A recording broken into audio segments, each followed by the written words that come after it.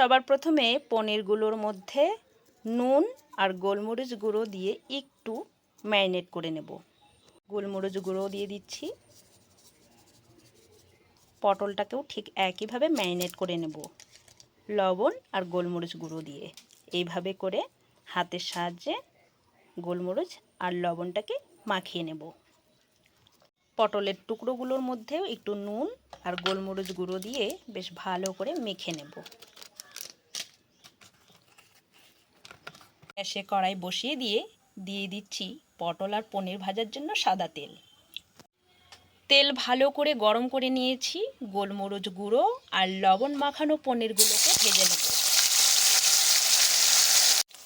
উল্টে পাল্টে পনিরগুলোকে এরকম কালার করে ভেজে নিয়েছি। এবার পনিরগুলোকে তুলে নেব। বাকি পনিরগুলোকেও একই রকম করে ভেজে নেব। সবগুলো পনির বেশ ভালো করে ভেজে নিয়েছি।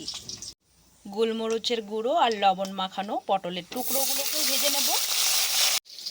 বড় চামচের 2 চামচ সর্ষে পোস্ত নিয়ে নিয়েছি। বেশ কিছুটা চারমগজ দানা, বেশ কিছুটা চিনেবাদাম আর দিয়ে দিচ্ছি 4টে কাঁচা লঙ্কা। একটু জল দিয়ে মিক্সিতে পেস্ট করে নেব। মশলা বেটে রেডি করতে করতে এদিকে পটল ভাজা হয়ে গেছে। পটল ভাজাগুলোকে তুলে নেব কড়াই থেকে। একটা বড় টিফিন কারি নিয়েছি আর তার মধ্যেই দিয়ে দিচ্ছি বেটে রাখা মশলাটা। 100 গ্রামের মতো টক দই লাগবে, তাই ওই মশলাটার মধ্যে টক দইও নিয়ে নিচ্ছি। দইটাকে নেওয়া হয়ে গেছে। পরিমাণ বুঝে নুন দিয়ে দিতে হবে। 1 চামচ দিয়ে দিচ্ছি গোলমরিচ গুঁড়ো আর দিয়ে দিচ্ছি একটু হিং, হাফ চা চামচ জিরে গুঁড়ো, হাফ চা চামচ ধনে গুঁড়ো, সামান্য একটু লাল লঙ্কার গুঁড়ো। টেস্ট ব্যালেন্স করার জন্য দিয়ে দিচ্ছি চিনি, হাফ চা চামচ গরম মশলার গুঁড়ো।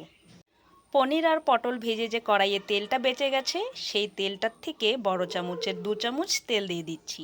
এবার সব মশলার সঙ্গে খুব ভালো করে মেখে নিতে হবে দইটাকে। এর মধ্যে হলুদ ব্যবহার করব না। এই রেসিপিতে হলুদ ব্যবহার করলে দেখতে একটা খুব ভালো লাগে না, তাই হলুদটার ব্যবহার করব না। দইয়ের সঙ্গে সব মশলাগুলোকে খুব ভালো করে মেখে নিয়েছি। এবার ভেজে রাখা পটলগুলো দিয়ে দেব।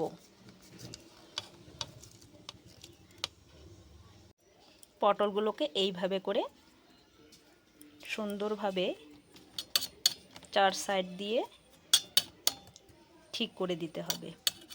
এবার ভেজে রাখা পনিরগুলোকে এইভাবে দিয়ে দিতে হবে। সবগুলো পনিরকে আমি এইভাবে দিয়ে দেব। সবগুলো পনিরকে দিয়ে দেওয়ার পর মিক্সির বাটিটা ধোয়া একটু জল দিয়ে দিচ্ছি। সবার শেষে দিয়ে দেব ঘি উপর দিয়ে, আর দিয়ে দিচ্ছি ভাজা মশলার গুঁড়ো উপর দিয়ে ছড়িয়ে। কয়েকটা দিয়ে দিচ্ছি উপর দিয়ে কাঁচা পাকা লঙ্কা চেরা। এবার টিফিন বাটির মুখটা খুব ভালো করে লাগিয়ে নিতে হবে। গ্যাসে কড়াই বসিয়ে দিয়ে জলটাকে বেশ ভালো করে ফুটিয়ে নিয়েছি। একটা স্ট্যান্ড বসিয়ে দিয়ে টিফিন কারিটা এর মধ্যে দিয়ে দেব। এবার ঢাকনা দিয়ে খুব ভালো করে 20 মিনিট থেকে 25 মিনিটের মতো রান্না করে নিতে হবে ভাপ দিয়ে। 25 মিনিট ভাপিয়ে নিয়েছি। এবার গ্যাস থেকে টিফিন বক্সটা নামিয়ে নেব। একটু ঠান্ডা হয়ে গেলে পরিবেশন করে নেব। একটু ঠান্ডা করে নিয়ে টিফিন বাটির মুখটা খুলে নিচ্ছি। আর দেখো বন্ধুরা, কতটা সুন্দর লাগছে দেখতে। গন্ধটাও খুব সুন্দর বেরিয়েছে। কালারটা এতটা সুন্দর এসছে, একবার শুধু দেখো বন্ধুরা। হাতের সামনে কোনো কিছু না থাকলে, বেশি সময়ও না থাকলে ঝটপট বানিয়ে ফেলো শুধুমাত্র পটল আর পনির দিয়ে দইয়ের এই ভাপা রেসিপিটি। আজকের পটল পনির দই ভাপার রেসিপি তোমাদের কেমন লাগলো কমেন্ট বক্সে জানাতে একেবারেই ভুলবে না। চলো আজকের মতো ভিডিওটা এখানেই শেষ করছি। আবার দেখা হচ্ছে নতুন রেসিপির সঙ্গে। তোমরা ভালো থেকো, সুস্থ থেকো।